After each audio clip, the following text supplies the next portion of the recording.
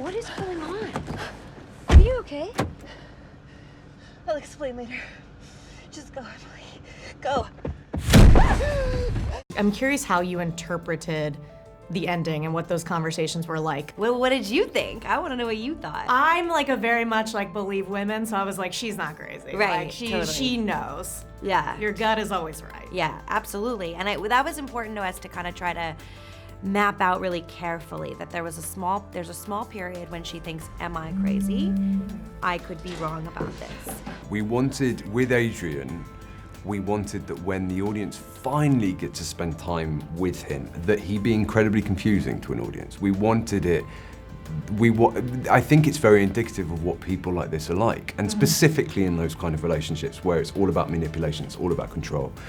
They know how to act in order to to get someone back. They know how to manipulate the other person and to be charming. And that's, I think, ultimately what's so terrifying about Adrian, is that there is not a single part of him that can be trusted. And so I'm glad that was the kind of reaction that you had, because that's kind of the what... audience was like, we're getting gaslit now. Like, we're in this too. He said that wherever I went, he would find me, walk right up to me, and I wouldn't be able to see him.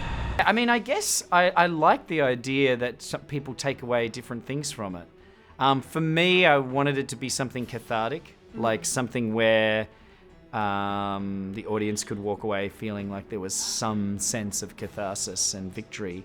But if you were to say, well, I kind of see it like maybe, then I would be happy about that. But it's super smart, you know, a lot of that, it was Lee, Lizzie and I discussed it at great length. You know, there is a version of it where I very easily could be like, and it would be, I think that it would be not only boring, but it would, Lee's written a really fascinating story, and you know, and it is about gaslighting, and it is about all of these really important topics, and so we wanted to do it as honestly as possible, and this is how people like that operate.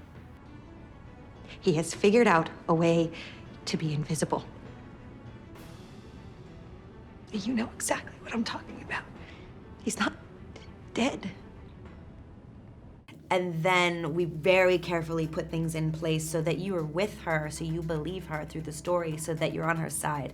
So you know that she's right, and it's everyone else that thinks she's crazy, which is dramatically really powerful. This is what I love about movies, is like 10 people will have 10 different opinions. Yeah, that conversation by the concessions, like after Yep. you get out, that's It's what the it same was. thing I do when I come out of a movie. I've gotten into full-blown arguments with people because they don't think No Country for Old Men is a good film. And I'm acting like it's a gift. I'm like, yes, it is. You are wrong. You are definitively wrong.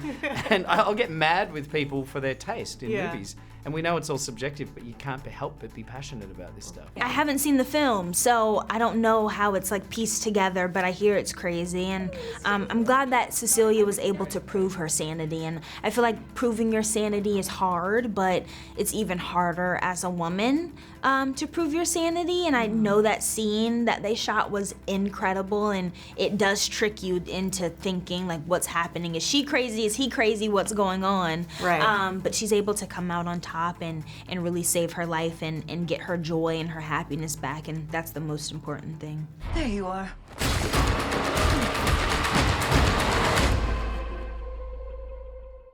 Okay, so is it like a one and done thing, or do you think there's room for her to maybe come back? Who knows? I mean, I think with any of these things, you have to wait to see what the audience responds to, and if they want more.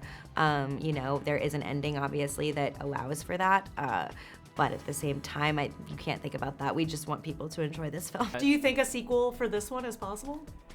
I don't know. It's up to the world to decide that. Like those sort of questions get answered by the movie-going public. You know, as you know, Hollywood economics is, oh, it did well, let's do it again. I'm sure you weren't like, I'm gonna do like 9 Saw movies. Well, exactly. I'm so superstitious about the success of a film. I don't want to jinx it by talking about sequels. I feel like there's movie gods looking over us, and I'll anger them if I start talking about a sequel. So after the movies come out and a little bit of time has passed, maybe I'll think about that.